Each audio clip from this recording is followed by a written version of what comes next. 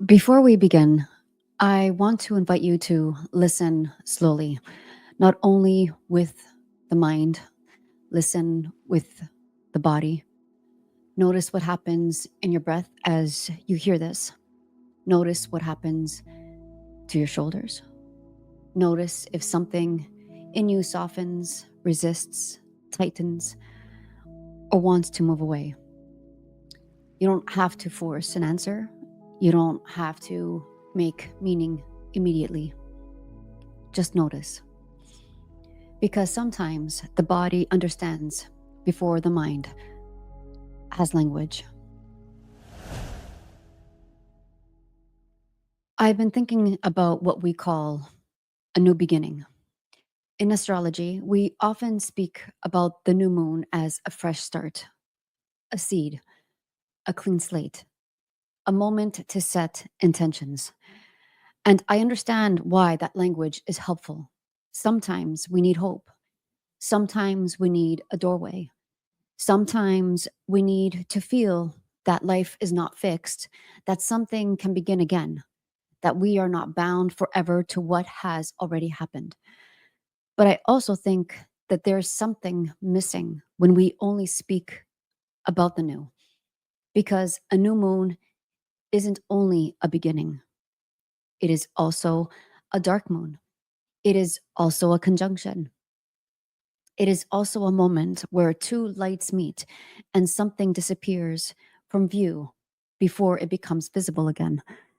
So I find myself asking a different question. Not only what am I calling in, but also what am I carrying into this? What am I planting this intention into?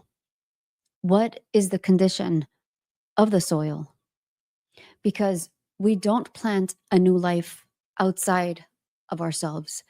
We plant it into the body we live in, into the nervous system we have shaped over time, into the breath we actually breathe, into the patterns we've inherited, the habits we've practiced, the fears we've learned to obey, the grief we didn't have time to feel. So when we say this is a new beginning, I want to ask, new for whom? New from what?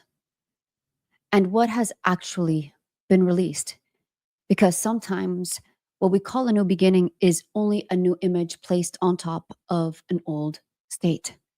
Sometimes we visualize the life we want, but our body is still living in urgency. Sometimes we sit in meditation and imagine the cabin, the water, the birds, the quiet morning, the slower life. And maybe for a moment that brings peace. But what happens when we return to the life we are actually in? What happens when we return to the city, the noise, the demands, the road outside our door, the music, the crowd, the stimulation, the nervous system receiving more information than it can digest? What happens when our body doesn't want more adrenaline? What happens when our system no longer wants to move by urgency? For a long time, I lived that way. I knew how to push through. I knew how to be strong. I knew how to keep going. I knew how to be the version of myself that other people could understand. But that way of living came with a cost. And for me, that cost wasn't abstract. It touched my body. It touched my health. It touched my mind and it touched my spirit.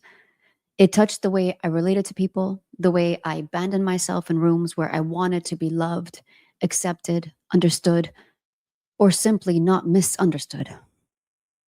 There is a version of strength that the world praises because it is useful. The strong one who doesn't say the quiet thing out loud. The strong one who keeps showing up. The strong one who doesn't need much. The strong one who can override the body. The strong one who can laugh it off, lighten up, have a good time, not make things so deep.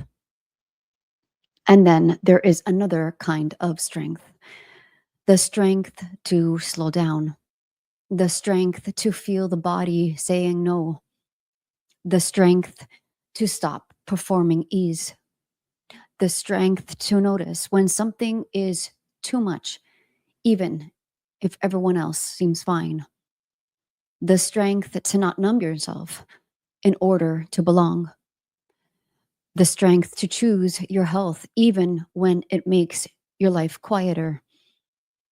And that kind of strength isn't always celebrated. Sometimes it makes you less convenient. Sometimes it makes you less available. Sometimes it changes your relationships. Sometimes people prefer the version of you who could be moved by adrenaline, pressure, excitement, obligation, and noise, not because they are bad people, but because that version of you was easier to access. That version of you didn't require them to slow down too. And this is where my understanding of spirituality has changed because I no longer believe that healing is only about imagining a better life. I think healing also asks us to tell the truth about the life our body is actually living, not the life we post, not the life we visualize, not the life we hope to manifest. Those are beautiful, but the life our breath knows, the life our sleep knows, the life our digestion knows, the life our chest knows, our jaw knows, our belly knows, our shoulders know, the life our nervous system has been adapting to. And this brings me back to prana, to breath, to state, because the body isn't separate from the spiritual path. The breath isn't separate from manifestation. The nervous system isn't separate from intuition. If I'm making choices from fear, urgency, or adrenaline, or collapse, then that energy travels with the thing I am trying to create. And then I have to keep feeding that creation with the same energy that built it. So I can manifest something and still not be free. I can call something in and still be disconnected from myself. I can create a life that looks beautiful from the outside, but is still being powered by survival. And this is where my relationship with hope has changed. I still have hope, but I don't relate to hope as blind faith anymore. For me, hope is not pretending that everything will work out while my body is telling the truth about how overwhelmed I am. Hope is not forcing myself to visualize a better life while my nervous system is still living in survival. Hope isn't bypassing the state I'm actually in.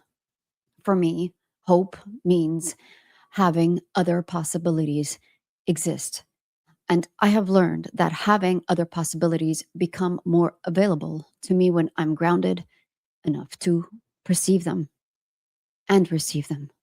When my body is in urgency, fear, hypervigilance, or exhaustion, my world becomes very, very narrow. Not because I'm failing and not because I'm negative or low vibration, not because I lack faith, because my body is protecting me. A dysregulated body doesn't always have access to imagination. A braced body doesn't always have access to choice. A body living on adrenaline may be able to survive, react, leave, decide, move, or push through. And sometimes that is very necessary. Sometimes urgency does get us out of situations we need to leave, but urgency isn't the same as clarity. Survival isn't the same as support. And getting through something isn't the same as being cared for while you go through it. I have made many decisions from urgency. Some of them were necessary. I'm not here to shame the part of me that had to move quickly. And I'm not here to say I should have chosen differently. But I can see now that what would have changed everything was not always the decision itself. It was how I cared for myself inside of it. It was whether I abandoned my body or stayed with it. It was whether I listened to the fear without letting fear become the only voice in the room. It was whether I could pause long enough to ask, what state am I making this choice from? Am I grounded? Am I supported? Am I regulated enough to see more than one possibility? And if I cannot see another possibility, maybe that is not the moment to make a life altering decision. Maybe that is the moment to come back into my body, to breathe, to drink water, to eat something nourishing, to lower the stimulation, to let my nervous system know it doesn't have to solve an entire life while it's overwhelmed. Sometimes hope looks like not deciding yet. Sometimes hope looks like rest. Sometimes hope looks like respecting the current state instead of trying to override it. And sometimes hope is the humility to say, I can't see clearly right now, so I will not force clarity. I will return to the body. I will return to care. I will return to the conditions that allow other possibilities to exist. And this is also why I don't think the full moon is the end of the story. The full moon illuminates, it reveals, it brings something into visibility. But visibility isn't the same as completion. Seeing something isn't the same as integrating it. Realizing something isn't the same as living differently. The full moon may show us what has grown. It may show us what we didn't see at the beginning. It may show us the other side of intention, the consequence, the polarity, the tension, the truth that was not visible when the seed was first planted. But after illumination, there is still digestion, there is still release, there is still the body, there is still the question of what we are willing to carry forward.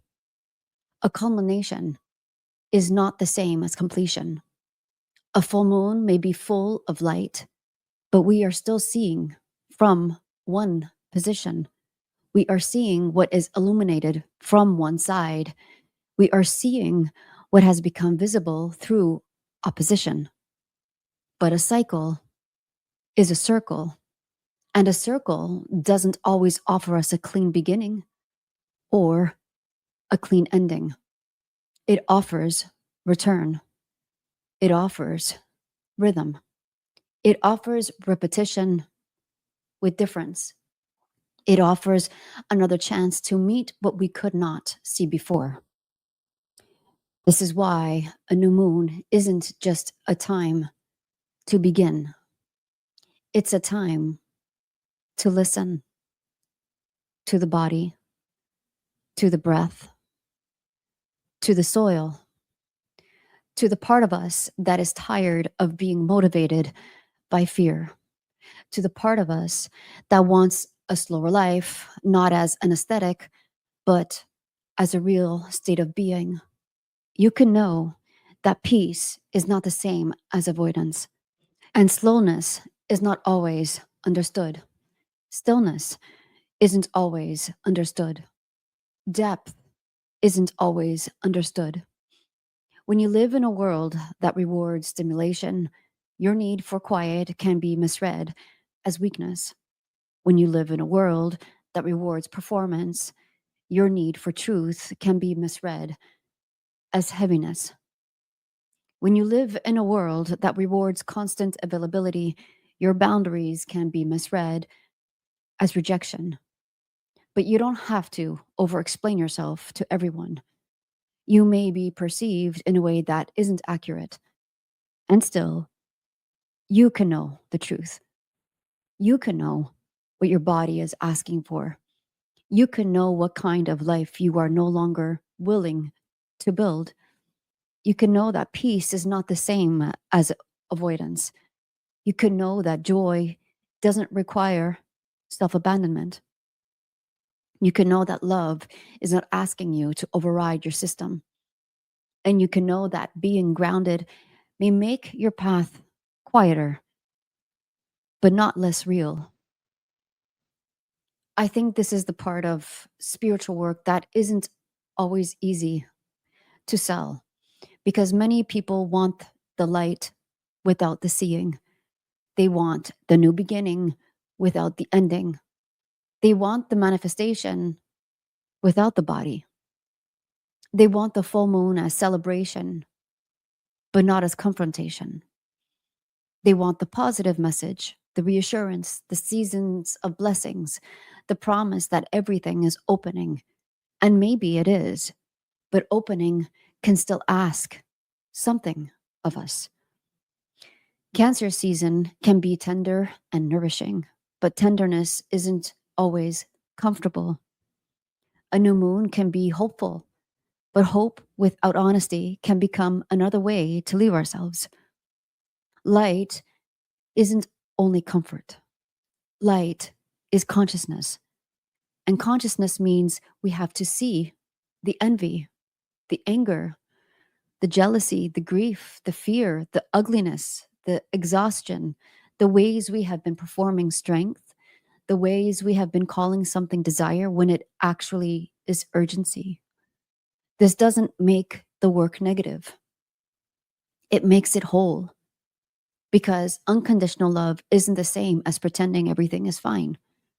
Unconditional love says, I can meet what is here without abandoning myself. I can see what is true without making myself wrong. I can honor the beauty and still tell the truth about the cost. I can begin again, but I don't have to lie about what I am beginning from. So maybe a new beginning isn't a clean slate. Maybe it's a sacred threshold. Maybe it's the moment we ask, what am I planting? What am I releasing? What state am I creating from? What does my body know that my mind keeps trying to bypass? What kind of life can my breath actually live inside? And maybe the work isn't to become someone entirely new. Maybe the work is to stop abandoning the one who has been here all along, to return to the soil, to return to the body, to return to the breath, to return to a pace where life can be felt, not just imagined. So, as you listen to this, maybe you don't need to do anything right now. Maybe you don't need to turn this into a plan. Maybe you don't need to know what the next version of your life looks like. Maybe for this moment, the practice is simpler. I said simpler, not easy. Feel your body. Notice your breath. Notice the surface underneath you. Notice what is asking for care before it is asked to change. And if you can't see another possibility yet, that doesn't mean there is no possibility. It may mean your body needs support before your mind can imagine again. It may mean hope isn't gone. It may mean hope is waiting for you to come back into a state where other possibilities can exist. The life you are asking for has to be lived by the body you are in. So let the body be included. Let your breath be included. Let the truth of your current state be included, not as a limitation, as a beginning that is honest enough to hold you.